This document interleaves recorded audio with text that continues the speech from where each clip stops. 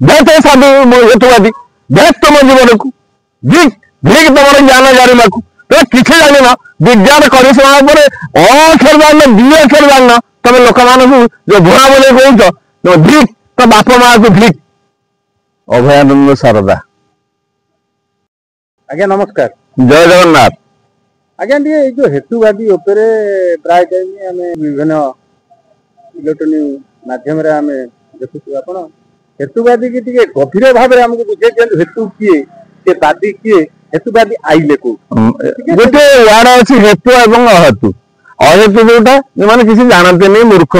महामूर्ख निपट मूर्ख युवाक कहते अहेतु किन्तु हेतुवादी हूँ जानी सिया मूर्ख अर्थ पाठशाठ पढ़ी अल्प विद्या भयं करी अगाध जल संचारी विकारी न चरित गंडुष जल मात्रेण सफरी फरफरायते। ये गंडुष जल में दंडियाटा फरफर होगी जड़े दिए मुझे माछ अच्छी बोली लोक दौड़ी जाती हाबुडी पड़ती मारी दिखती धरती किंतु जी बड़ माछ से तरह बाट कटी अगाध जल में पड़े जाए से भाई ये किसी साइंस पाठ पढ़ी कि पॉलिटिकल साइंस पाठ पढ़ी ये कहते आम सर्वजान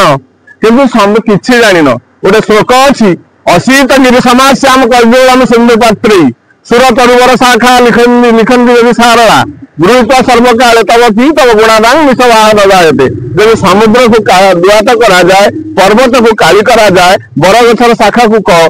कलम करा जाए ये पृथ्वी यदि करा जाए कागज यदि स्वयं सारा लिखती ज्ञानर गारिमा व परमेश्वर महिमा से लिखिपारे ना। तेणु साधारण हेतुवादी जो मैंने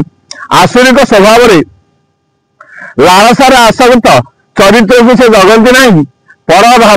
ईर्षापरायण तांकर आत्मप्रतिष्ठा करने जाइच्छा कही दुर्बल लोक मान सजाग कर हेतुवादी रूप से निजर आत्मप्रतिष्ठा जागरण करने महत पथ को छाड़ी अमहत पथर जाकि किसी कहते जहाँ खड़ा भूल कर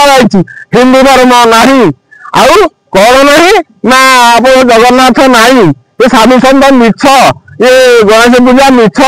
ईश्वर मिछ अरे तमें तो संपूर्ण मिछ तुम गोटे बुढ़ा हो तुम निश को सजेच बाड़ गुड़ाक मेचा मेचा पाची झोट भाया निज को निजर नियंत्रण ना तो विज्ञान संबंध में कह कौन कौ ढंग कह कौ ज्ञान तुम विज्ञान संबंध में कह निज नियंत्रण निजे रखिच निजर जरा यौवन मृत्यु एक तुम कंट्रोल कर तुम कौ पानी पवन एक सृष्टि कर कौ बिना पवन कौट बंची पार कौटी तुम गिरी पहाड़ पर्वत को सृष्टि कर गछपत्र वृक्षलता लगे विराट आसर जमे आरंभ कर प्रकृतिर सौरभ को लगे देत ठीक तुम हेतुवादी पड़िया को तुम गोटे कारुच करुच कौन ना एक अलसुआ द्वितीय लोभकर तृतीय चरित्र संहार तुम खाद्य खाद्य को तुम कंट्रोल कर संयम कर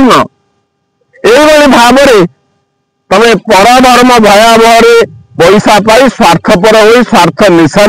तमें आज हेतुवादी साजी आम हिंदू धर्म को विशृंखला कर लगी। जय जगन्नाथ।